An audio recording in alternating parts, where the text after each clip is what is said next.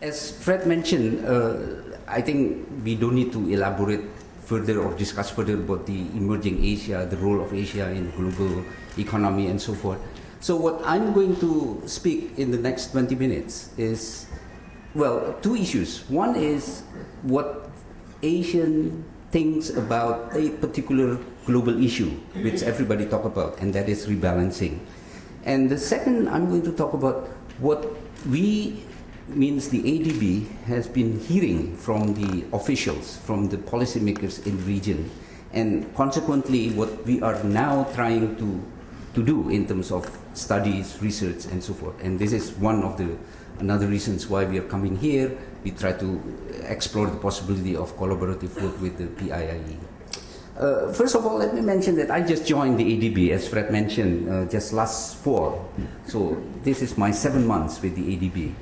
But the office that I'm heading now is a relatively new office. It's Office of Regional Economic Integration. And from the name, you can judge that the main task of this office is really to explore and to facilitate all kinds of efforts to increase the integration in Asia. And naturally, because of that mandate, I'm traveling a lot. I mean, you know, maybe I spend only a week in a month in Manila. The rest is really traveling to the region. And so far, the first 7 months, I would say the countries that we have been traveling a lot is really ASEAN plus 3. So maybe my talk in the next few minutes, if I mention about region or Asia, I'm more referring to the case of the ASEAN plus 3, which is 13 countries. Rebalancing. You know, when I go to the region and talk to ministers and so forth in the ASEAN plus 3, this is the conclusion that I got. What they mean by rebalancing is not only shifting towards domestic demand oriented, because that's what most people think about rebalancing, especially for the surplus countries, surplus regions like Asia. They have to sort of reduce the external sector export, instead shifting towards domestic demand and so forth.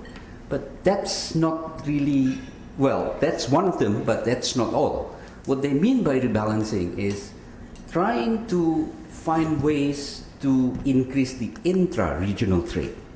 Because the logic is the following. If we look at the patterns of trade in the region, as far as the final goods is concerned, most of the regions are really trading with the third markets, i.e. the US, Europe, and so forth. Majority of them. But when it comes to the intermediate goods, then that's the intra-regional trade taking place. I mean, it's pretty dominant there. And naturally, this explains also the production network patterns that has been going pretty big in the region and so forth. Now, with the GFC, with the global financial crisis came, it becomes questionable whether that pattern can be sustained in the coming years. So this is the way official or policymakers in the region see it. They started to think that it will be ill-advised to continue relying on the third market for their export of final goods. And this is the way they see what is rebalancing means. And that is to sort of increase the intra-regional trade, so that the trade within the region is not only concentrating on the intermediate goods, but also on the final goods. So that's the way they look at it. Now, when we talk with the officials and we try to find the determinants of, you know, what can really help to increase the intra-regional trades. Naturally, like anything else, there are so many factors. But one of the determinants that almost all policymakers in the region talk about is the exchange rate. And what they mean by the exchange rate here is the intra-regional exchange rate. So this is the reason why our office has been trying to work on looking at what is the relation between intra-regional trade and the intra-regional exchange rate stability. Well, as expected, we found that when the intra-regional exchange rate fluctuate, so volatile, the intra-regional trade tends to decline. So naturally, the policy question here is that how can we maintain the stability of the intra-regional exchange rate? Because if that can be maintained, then we can also expect that the intra-regional trade can increase. So that's one example of how we, the ADB, was asked by the member countries to explore or to investigate particular issues. But, you know, as we all know, when we talk about imbalances, it's not only trade side, but also on the saving investment side. So what's the story there? And I try to understand from the officials in the regions, what do they mean when they talk about the rebalancing of the investment and saving? Well, of course, as you can expect, the answers are varied. You know, in China, the big issue is how to increase the consumption, whereas in ASEAN countries, the big question is how to increase consumption. So that's, I'm sorry, the investment. So it varies, but the key is how to increase the domestic demand, basically. Now, there comes the question is trying to understand why there is so much excess saving in the region, especially corporate saving. So actually at this moment, we are conducting a study, and the study consists of two parts. One is the standard one, you know, using secondary data, but the second is also sort of perception studies. We try to understand the corporate sectors in the region, why they are saving so much, because the biggest saving, the biggest source of the saving in the region is really corporate saving. So why is this so? Now, when we look at the flow of fund, it's almost like looking at movies in sequel, you know, pre-97, pre-Asian financial crisis, and post-1997. Pre-97, the flow of fund clearly indicates that the region is characterized by excess investment, because the investment on the top two rows of the flow of fund, the investment was exceeding the saving. And of course, we know the story, how could that happen? Because the regions borrow a lot, short-term, unhedged, in foreign currency, and that led to the Asian financial crisis. But then the post-1997, the picture was almost upside down. When we look at the flow of funds of most of this region, the saving was exceeding the investment. Now, of course, in the flow fund, when I talk about investment, there's investment in the real sector. So the question naturally is, where does this excess saving goes? The answer is in the financial asset, financial investment, both abroad as well as domestic. Well, in the case of many countries, as far as investing in financial asset abroad, of course, we know the answer is US Treasury and so forth. But there's also a significant increase in the investment in financial asset domestically. So that's what the picture tells us.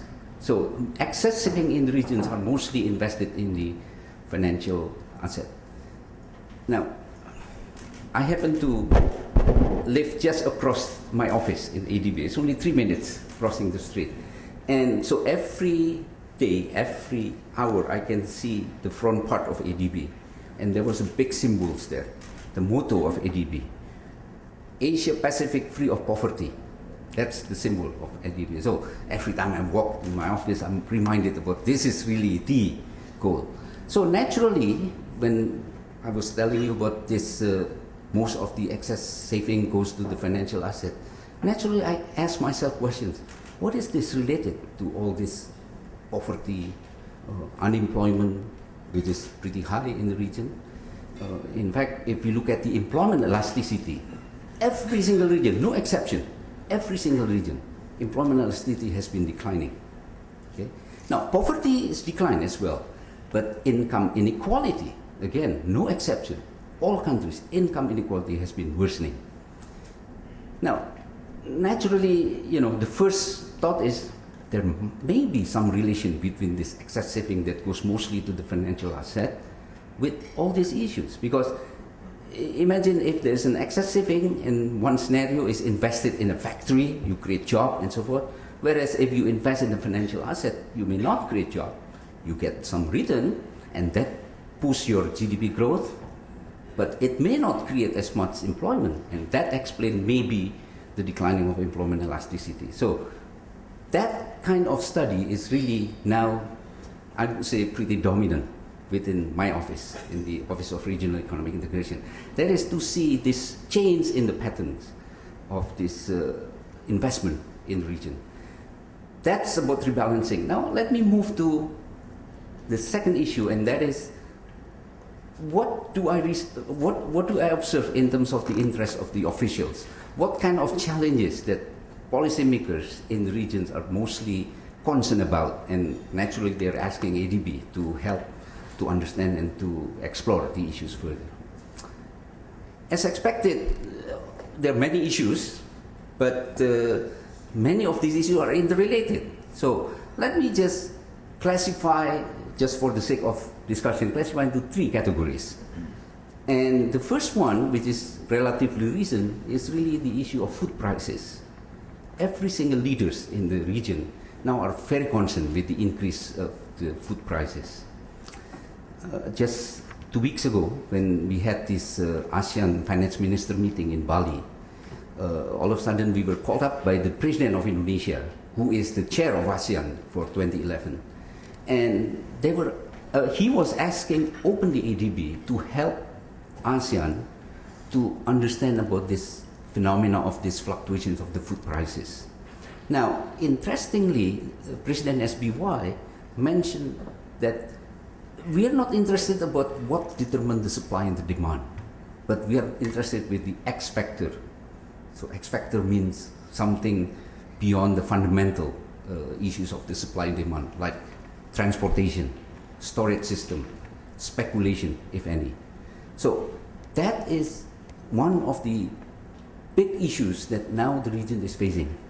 And as like any other issues, they're asking ADB to explore and to investigate this issue.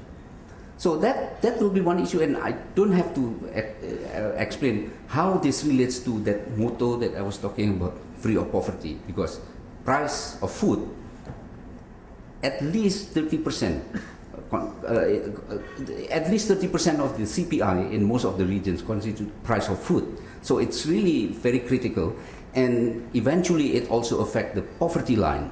So, and we know the way the poverty measure is that, you know, the number of people living below the poverty line. So if the poverty line is jacked up, then even if we assume nothing happened with the income or the consumptions of the poor, the poverty rate will increase. So you can immediately see the connection between the concern of the policymakers on the food prices and the poverty incidence.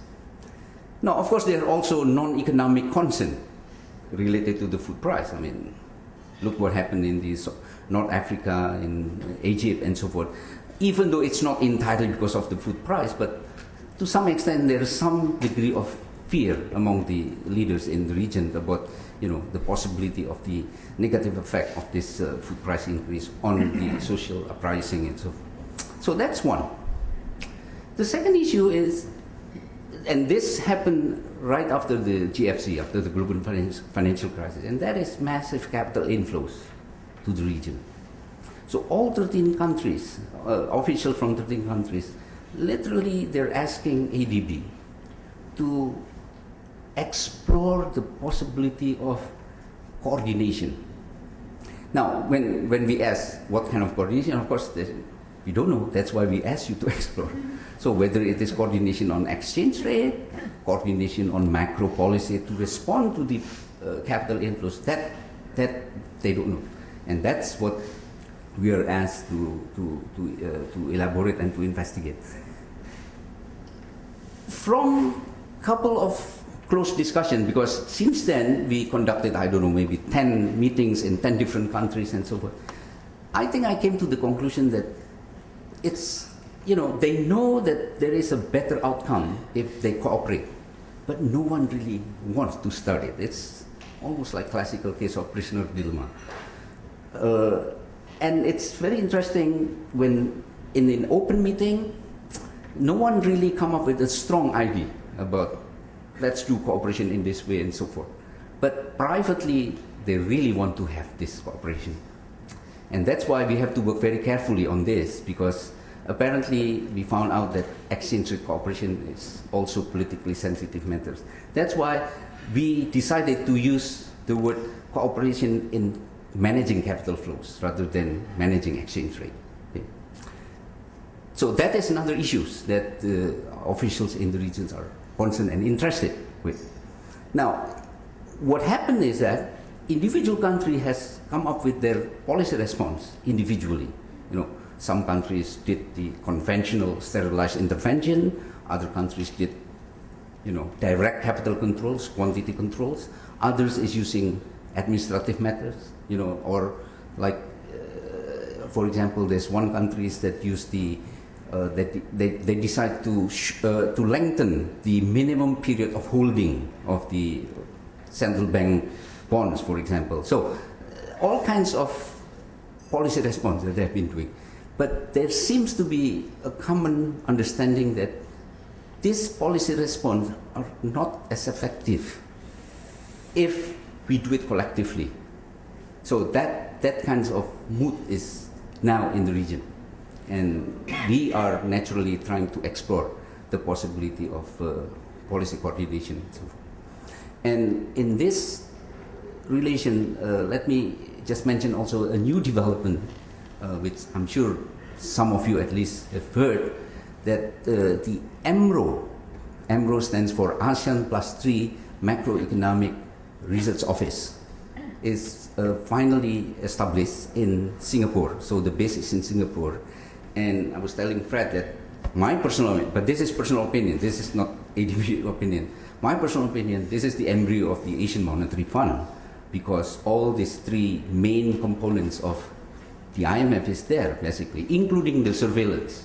So AMRO, one of the AMRO tasks is really to do the surveillance. Now, if indeed the exchange coordination or coordination and management of capital flows is going to be conducted in the region, I cannot think of other office but AMRO to do that. Now, ADB has been approached because we are the honest broker so far, but ADB is dealing with so many other things, so it's not really our expertise in the area of this exchange coordination and so forth. That's why I personally predict that the study will be done and will be conducted within the AMRO. And 10 days ago, they finally agree on who will chair the AMRO, because I don't have to elaborate. There's always political, or I shouldn't say political, but rivalry among member countries in terms of who's going to chair the office and so forth. And it was decided 10 days ago in Bali that the first year chair will be China, and then the second and the third year chair will be Japan. So that's done already. But there's another new office which is very, very relevant, especially in the context of rebalancing that I indicated earlier.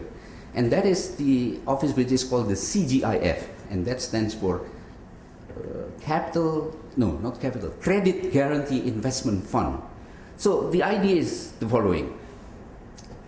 A Filipino investor should be able to invest in Thailand in local currency, but of course they need some guarantee. So the guarantee will come from CGIF. So CGIF was a product that was launched by the ADB, and it was funded by the officials of the ASEAN Plus 3, basically. And the whole idea is really to increase the financial integration in the region, so that there will be cross-border holdings of the financial asset, bonds, and so forth. Now, because of the rivalry and so forth, even the chairmanship of the CGIF is also creating a problem. And apparently, these two bodies, CGIF and AMRO, are taken as related. So, meaning that if country A got the chairmanship of the AMRO, then country B should get the chairmanship of country CGIF. I don't want to go into it, but I'm just, want to share with you that even though the substance is already done, because ADB has been working hard on preparing this CGIF, but in reality, it has to wait until the sort of non-economic issues is settled. And I'm glad to share with you today that I think that non-economic issues has been settled 2 weeks ago in Bali, once they decided who chaired the AMRO, because these two are interrelated. So that is the second topic. So the second topic is really capital inflows, and as I indicated, I think the new office AMRO will deal with these issues. The third one and the last issue that is really the concerns of the officials in the region is related to the financial integration. Back in 2003, so this was years before I joined the ADB, the leaders of the ASEAN Plus 3 would like to in order to increase the financial integration in the region, would like to have a new initiative, and they call it Asian Bond Market Initiative, ABMI. And the whole idea of the ABMI is precisely to make sure that the excess liquidity, the excess saving that I was telling you earlier, post-Asian financial crisis, stay in the region rather than invest it abroad and then reinvest it in the region. So there's a transaction cost, there's a, backward and so forth. So rather than that, why don't we create an environment where the excess saving, excess liquidity in the region stay in the region? And the irony is that the region needs a huge amount of financing for their infrastructure, because the infrastructure condition is really, far less developed than most people think in the region. And when I talk about infrastructure, I'm talking about both the physical as well as non-physical infrastructure, education, health, and so forth. So the irony is that there's a lot of excess saving, excess liquidity, but at the same time there's a lot of excess need for infrastructure development. So to match this, ABMI was created back in 2003. And one of, not the only one, but one of the goal is, of course, to expect that there will be increased cross-border holdings of the financial asset. In the case of bonds, for example, it's expected that Filipino investors will be holding bonds from other countries in the region, as well as the regional bonds. So that is the whole idea. Now, 8 years later, apparently that didn't happen. What happened is that, as far as the bonds market is concerned, is individual country bonds market has been growing very fast. And this is not only government bonds, slowly, but it started, even the corporate bonds started to go. But this is individual country bonds market. So we got this question, what happened in the last 8 years or so? Why it didn't happen, the cross-holding of the assets in the region and so forth? That is an example that we are investigating now. So we are currently in the middle of investigating, and we always take two different approaches. One is the standard approach using secondary data, trying to understand using models and so forth. But the second is really ask directly to the investors in the region what really matters the most for them in making their decision, what kind of asset and which country, asset of which country that they're interested in. Because if you don't know what is behind the wall, just go behind the wall. Just ask them directly. That's basically what we are trying to do. So all in all, again, as I indicated earlier, there are many other issues that officials in the region are interested in, but I would say these three are really the prime issues, prime concerns that at this moment leaders in the regions are really interested and wants the ADB to explore further about the discussion. So why don't I stop there, and I will be more than happy to entertain questions. I guess that's... Okay.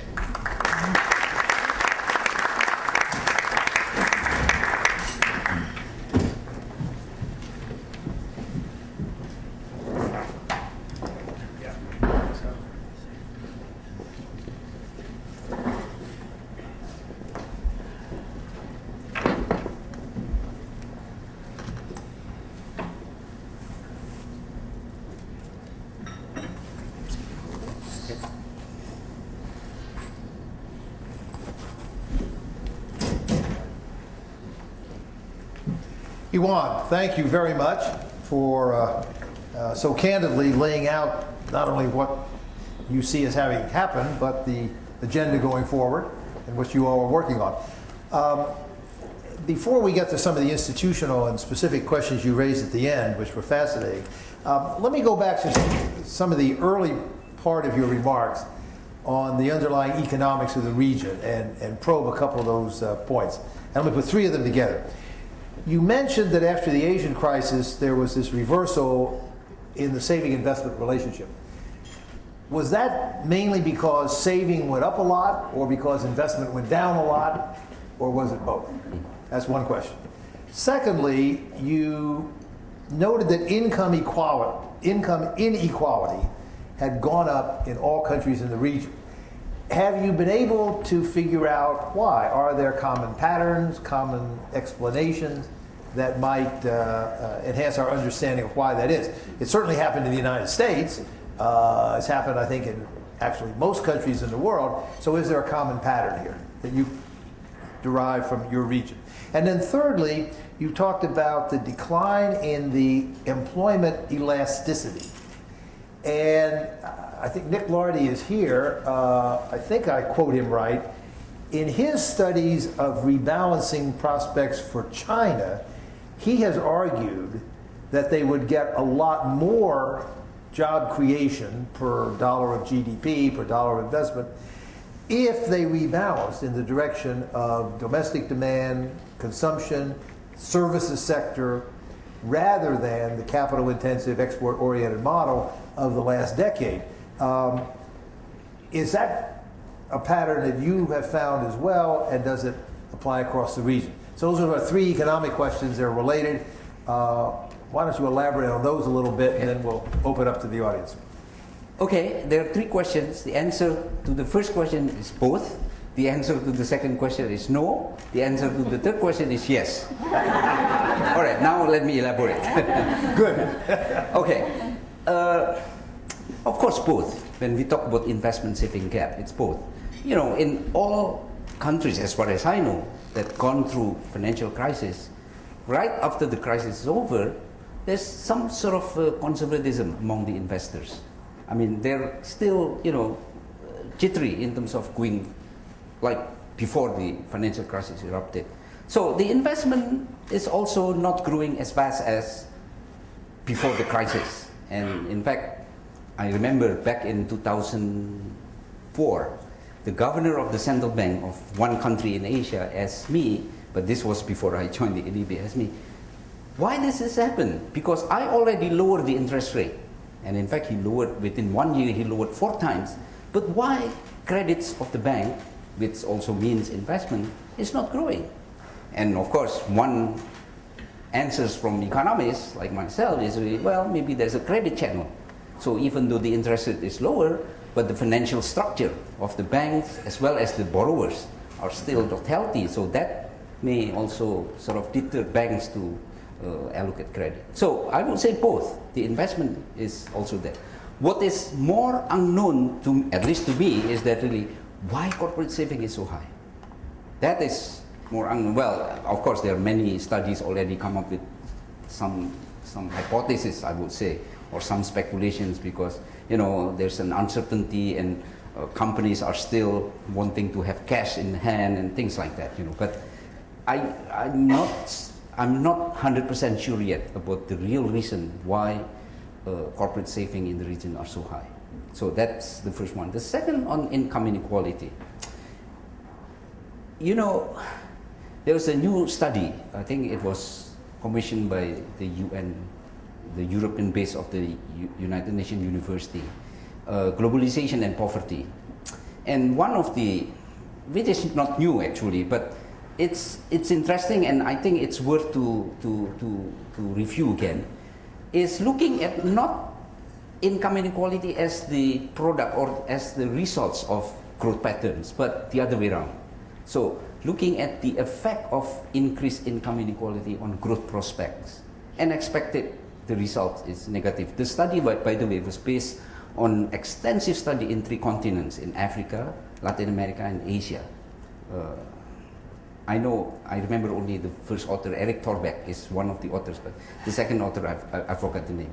So, and of course, the question here is that what's the channel of mechanisms? How income inequality affect the growth prospect? Well, as expected, one is social instability. The second is rent-seeking behavior, you know, which is growing more sort of easier under the high income inequality situation. So that is more interesting to me, that is the channel. But the questions about income inequality, what caused the income inequality, of course the answer is varied. That's why the answer to the question is no. It's not really common pattern in all countries in the region. Each country has different patterns. The point that I was trying to make here is that with this change in the setting of the investment saving, the flow fund and so forth, which is now moving towards excess saving, and most of this saving goes to the financial sector, I have a feeling it has some contribution to the worsening of the income distribution. Because let's face it, in individual country in Asia, how many % of the citizens of the country really participate in the fast-growing financial sector? I would be surprised if it is more than 5%. Okay, so it's only a small number of the citizens of the respective countries can participate in this fast-growing sector and so on. So that is one explanation, I think. But my point here is that how to relate the rebalancing issue, which is the investment saving gap, with this issue of the income inequality. Now, on the employment, I haven't read the study. I would love to read, because this is now one of the studies that OREI, my office, is doing. I would love to read the result of your study. But just hearing what the conclusions, 100% I agree. I mean, if rebalancing is going towards more domestic demand oriented, absolutely it will be more employment generating. Okay, especially if the kinds of the sort of domestic demand driven activities, be it consumption or investments, is really the kind of activities that generate the investment. Now, what is interesting is that when we look at by sectors, okay, because there are two ways to look at it. One is looking at whether it's consumption or investment, because both of them has different capacity to generate employment. But what we are also interested in looking at is really sectors by sectors. So, for example, is the manufacturing sector more employment generating than services sector? And the answer depends on how do you define the services sector, because services, in economics, services is really the most big question mark sector, because it's so difficult to study services sector. It's so heterogeneous. And I remember in the pre-APEC meeting in San Francisco, I had a debate with Anup Singh from the IMF, because he said that moving to the services sector is the way to go. Not only for domestic demand, but also to create employment. Well, wait a second, I said, because the way most of these countries measure the employment only in the formal sector, and yet 70% of the so-called services sector in all these developing countries of Asia are in informal sectors. So yes, if you are just taking into account all kinds of employment, including underemployment and so on, I agree. Services sector are really the most labor absorbing because they are creating all kinds of, in a way, some people argue that services sector, during the crisis, services sector becomes the savior, because those people, the urban-based people who got unemployed, who got laid off, they move to the informal sector. But is that the kind of employment that we are aiming at? Low productive employment. So I would still argue manufacturing sector. But of course, again, even within the manufacturing sector, there are all kinds of types of manufacturing sector. So that's why, in general, I agree, domestic demand will be more employment generating. But we have to go even further by looking at not only the type of domestic demand, but also in which sectors are creating more employment and so on. But the fact remains that up to last year, because our latest data is 2010, the fact is employment elasticity in all countries in the region has been declining, meaning the capacity to create employment has been declining. Okay, we'll open it up to the floor. There's a standing mic in the back. There's a traveling mic up here. Announce yourself, where you're from, and fire away. Barry? Barry Wood, RTHK in Hong Kong. What do you make of the G20 finance ministers meeting that was held not too long ago here, in terms of addressing global imbalances? When they spoke of progress on these indicative guidelines, it seemed like a very cumbersome and slow-moving process. What's your take on that? And secondly, would it be significant if China allows the renminbi to come into the SDR? Two are very difficult questions. The first one, let me start by, again, this is only based on my last 7 months observation, talking with officials in the region about the G20 and so forth, Within the ASEAN, I think I can say that they are not so enthusiastic about the G20. Of course, except Indonesia, because Indonesia is the only ASEAN countries member of the G20. But other countries, they are not so sort of enthusiastic about the G20. In fact, one official from one country, I don't have to mention, he even predict, give another 5-6 years, G20 disappear. I mean, that sort of statement, you know. But more specifically about the indicative sort of indicators, as far as it is to provide guidelines, but again, this is not ADB view, this is my personal view, okay? As far as the purpose of the indicators for providing guidelines, policy guidelines, I don't have any problem with that. But if it will become like, you know, hardcore type of a goal or target that has to be achieved, I have a problem with that. Because, you know, okay, of course, what we are talking about is mainly the current account deficit, right? I mean, percentage of GDP and so on. You know very well, in all these countries, leaders, they have to answer questions to the constituents. Constituents is not so much care about the current account deficit. They don't even know what is current account deficit. They have to deal with all this day-to-day, you know, and the growing inequality, social as well as economic inequality. So I would say as a hardcore target, it's not going to be well received. But as a policy guideline, I think it's okay. Now, the second question is about the role of renminbi. Again, as an economist, my natural answer is yes, it has to be. I mean, even if you don't do anything, it's just a matter of time when a big country and fast-growing countries like China is there. I don't see the reason why the currency is not going to be part of the SDR.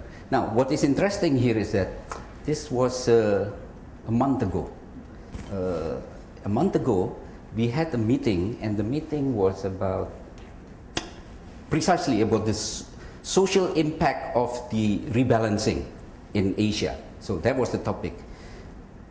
What we were surprised is that, of course, like any event, usually we try to invite important people. So one of the invitees was the governor of the Central Bank of Malaysia, Mrs. Rafida Azis.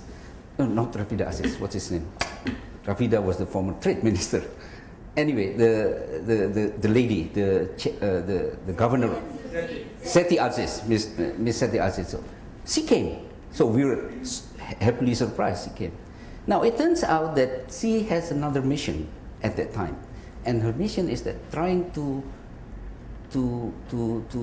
persuade other central banks in the region to do what Malaysia has been doing, and that is using renminbi for the bilateral trade with China. And I know this a day after the conference, you know, I mean, she's there. So, because, you know, naturally, how can you expect that a currency will become regional currency if the use of the currency is only limited in two countries? So, simple logic. So that's why what she is trying to do now is to make it spread out at least within the ASEAN countries first and maybe in future. So yes, I think it's only a matter of time that the renminbi will play a role in the SDR. Okay, up here to Phil Levy, and then we'll go back again.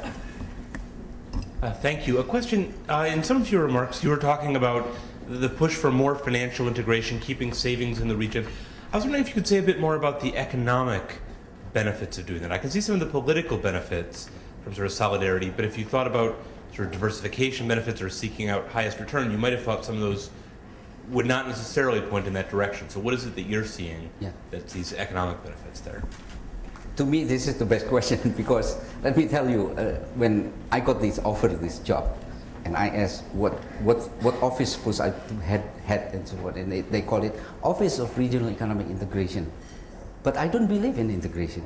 How can you ask me to be heading of this office? You know, I don't believe in integration. And then with that statement, of course, ADB keep elaborating and so on. And I gave my rationale. You know, what happened in the regions, like many other, Asia is not unique here, like many other developing countries, there's all kinds of obstacles, regulation and so on. We have to remove that. What makes Asia a success story? Even after the Asian financial crisis, is unilateral liberalization policy, not because of cooperation. So, I mean, at the extreme, I can argue, why change the winning strategy? So liberalize, open up both trade as well as financial sector. If the outcome was responded positively by the regional investors in such that cross-border holding of the asset increase, let's be it, that's wonderful. But if it is not, let's be it too. So I don't see the reason why we have to push for integration. Now, after my explanation, then they accept it. But first, I don't believe in integration, and you asked me to head an office of regional economic integration. So that's my I think it tells everything, right, my view about that. In the back. Hi, I'm Swami Iyer from the Times of India and the Cato Institute. Your definition of Asia seems to be entirely east of Burma. I mean, there's nothing in it about South Asia or West Asia. And South Asia, in terms of numbers, is comparable to the whole of the other region. And South Asia does not seem to fall under any of the kind of characterizations you've done. It does not have a rebalancing problem. It does not have a situation of hugely excessive savings. Far from putting up capital controls, India has actually relaxed capital controls to attract more debt into the Indian market. So both these groups are within Asia. I mean, among all the agonizing going on in Southeast Asia, surely one answer is to look at South Asia and say, what do we have to learn from South Asia? I don't find that in there. Secondly, then if you go further to the West Asia, I mean, there, because of the higher price of oil, I mean, the rebalancing problem becomes worse because there the balance of payment surpluses go up and up and up. If that is then a structural given, two things seem to follow. First, that global rebalancing can't just be looked at in terms of the export orientation of the manufacturing of East Asia. Secondly, those higher oil prices must be automatically bringing about intra-regional balancing, as India and China and so on have to pay much higher prices for oil. So, both those factors, I think, have to be taken into account. Well, I mean, I fully agree with you, but I thought at the beginning I said when I meant Asia is, I've been joining the ADB only 7 months. So 7 months, three times, I spend only 1 week in Manila practically every month, okay? Because traveling, it's already 13 countries, so I haven't gone through South Asia. But I mean, how can I disagree with your point? Of course, members of ADB, 67, Sinyal? Including the non-regional members, 67, I think. 67. And the regional members, 47. So there's a lot of countries that even our membership stretches as far as Central Asia, Kazakhstan and so forth, I haven't gone through that. So maybe we can discuss 2 years from now after I've been traveling to that part of the world. But I fully agree with what you said. And since you connect this issue or the deficit of not including South Asia with the rebalancing issue, oh, by the way, let me mention, there is also an institute, it's called ADB Institute, okay, which is based in Tokyo, in Japan. Now, the ADB Institute currently is doing a study on, they call it ACI, ASEAN, China, India, so ACI.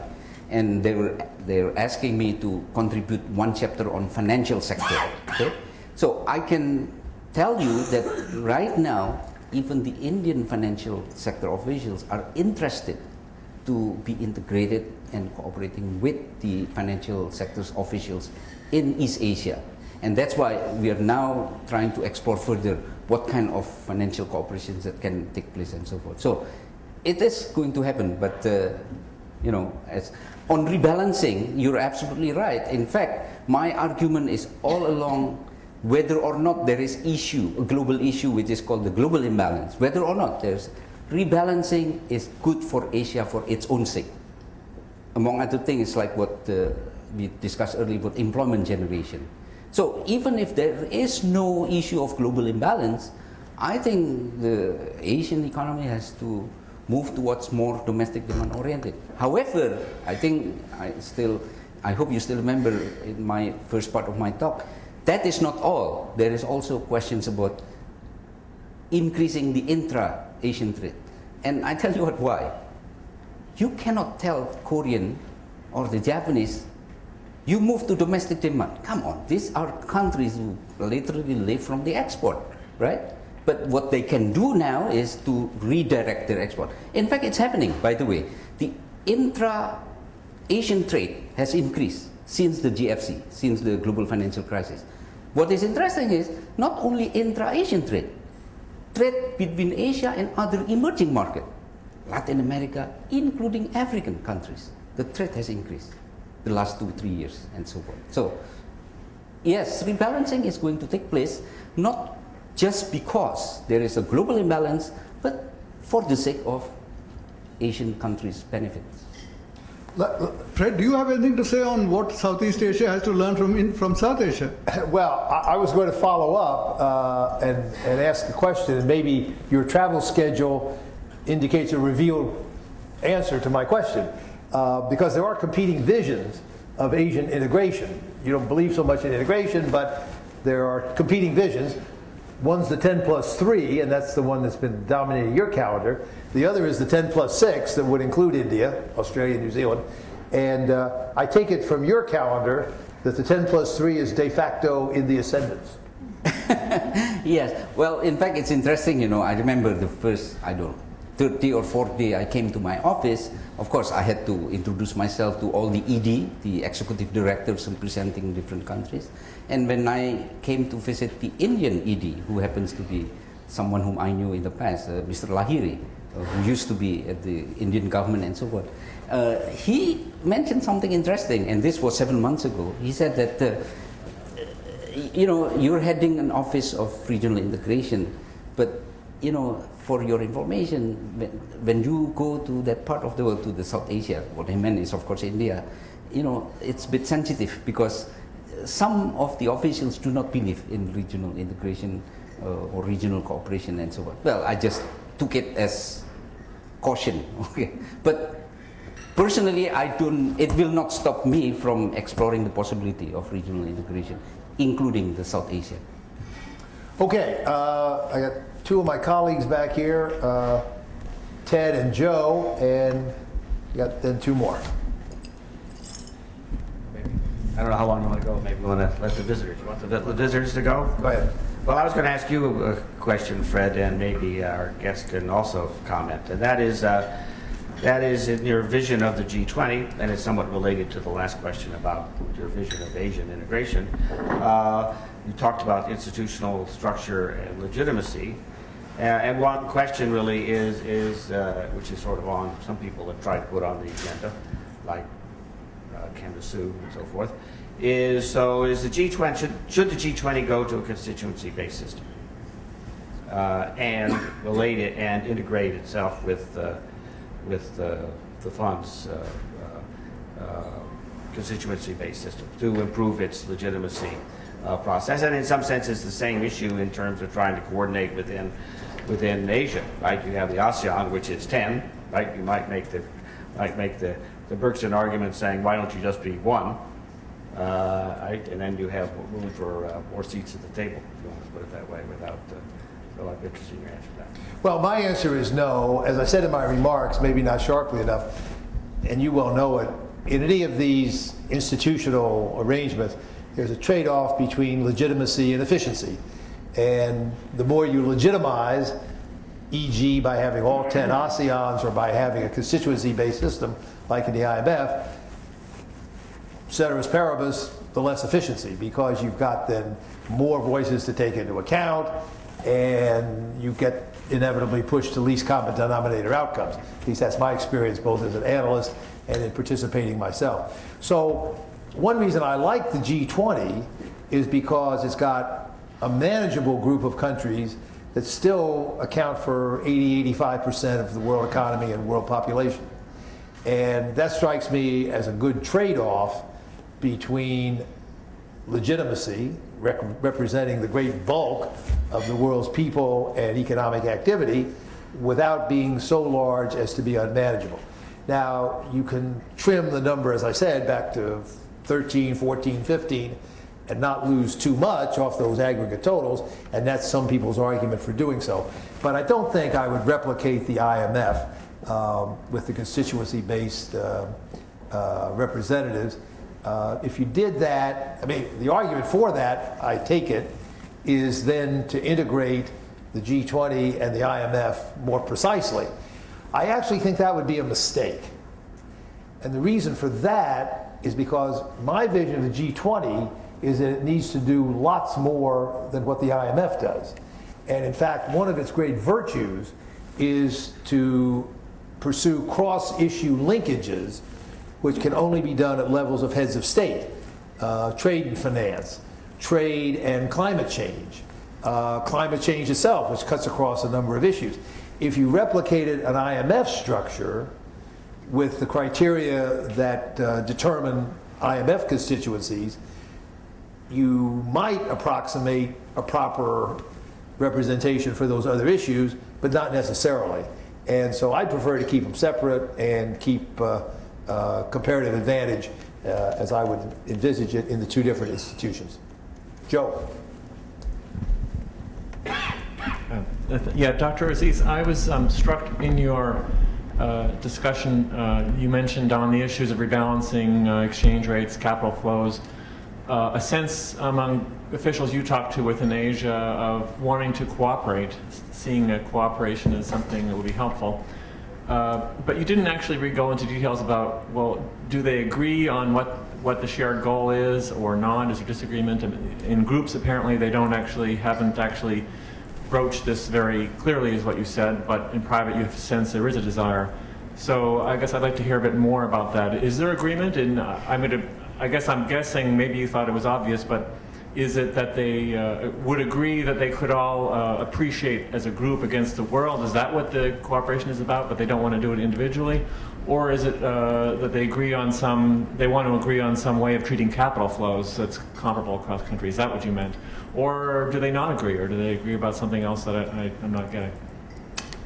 I'm not sure about agreement, because agreement sounds more official, right? I don't think there's any official, but it seems to me they don't disagree on one thing, and that is how to increase the intra-regional trade. So they want to maintain, not only maintain, by the way, to increase. As I indicated earlier, so far it's only intermediate goods dominating the Asian trade. They want to increase also the intra-regional trade in the final goods and so forth. And one of them, not the only one of course, but one of them is really on the exchange rate. Now, that is a good question, because even until today, I've been asking, okay, what kind of cooperation? Okay, for discussion now, we can use the word exchange rate cooperation, but of course, outside, officially, they prefer to use the cooperation in the management of capital flows. Now, what kind of exchange rate cooperation is this? Now, so far what I'm hearing is only the logic behind it, and the logic is simple. Basically, as Fred mentioned in his talk, and I fully agree, that in this big issue of rebalancing, especially surplus Asia vis-a-vis deficit the US and so on, China is the biggest one.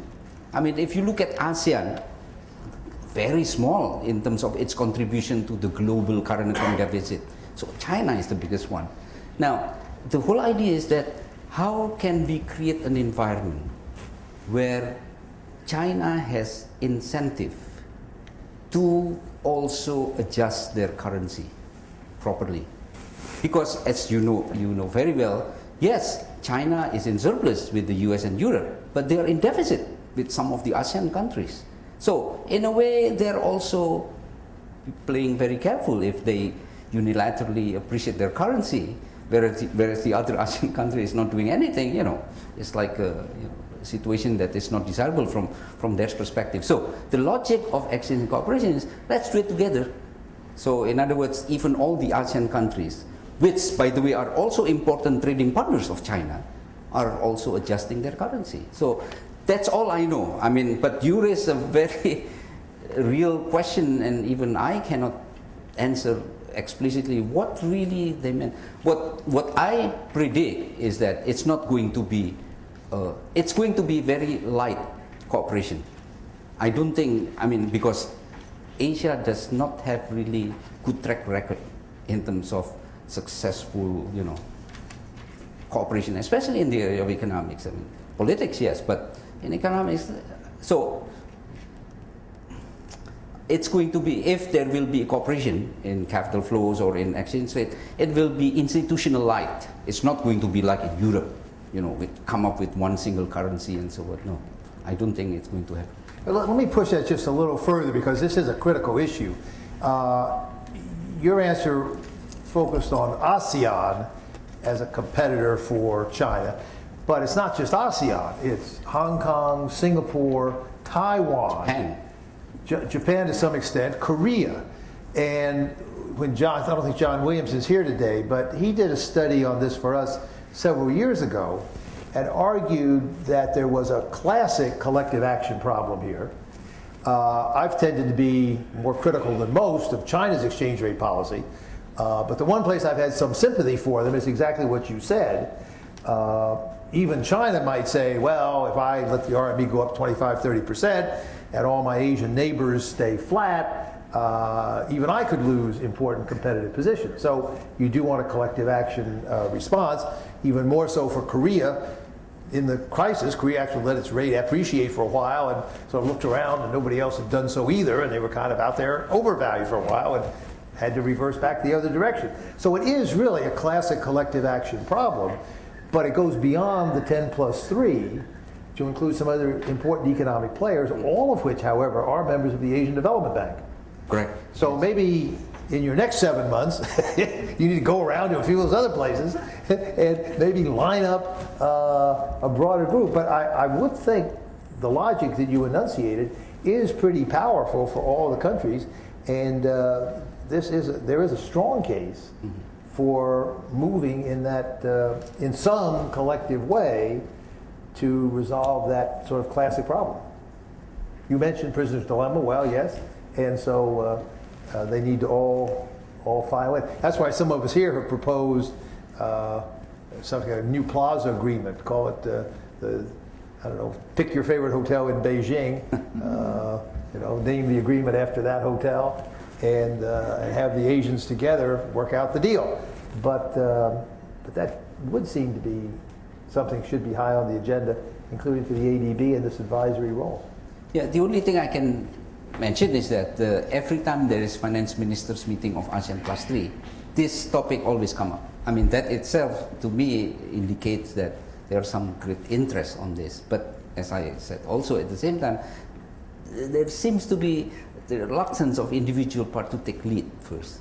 And that's why they use ADB as a honest broker, to come up with ideas, initiative, and so forth. I might just mention, we have to wind up, but I think this is important, maybe push it one more round.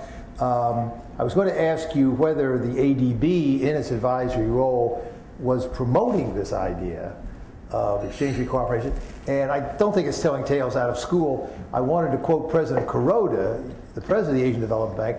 I was with him on one of the sessions in Davos this year, and he made a very strong pitch for appreciation of the renminbi on the grounds that the absence thereof was hurting the other Asian members of the ADB. And so from a kind of ADB institutional standpoint, there was a strong case of trying to persuade China to start overcoming the misalignment. As I said in my remarks, it's been doing so over the last 6 months, and that's healthy and constructive, but it's only begun to correct the misalignment. But from what President Kuroda was saying, strikes me this might be a worthy ADB institutional mission, maybe for your office. No, for sure it's not, because at least until now I haven't got any message about that. But I know in several speeches President Kuroda mentioned that. But as far as my office is concerned, as I indicated and I share with you, requests coming from ASEAN +3 officials to explore possibility of the cooperation. That's all. Okay. We could go on a long time. I thank you for joining us. It's a great pleasure, as always, to work with the ADB, you and your colleagues. Thank you. Thank you all for coming.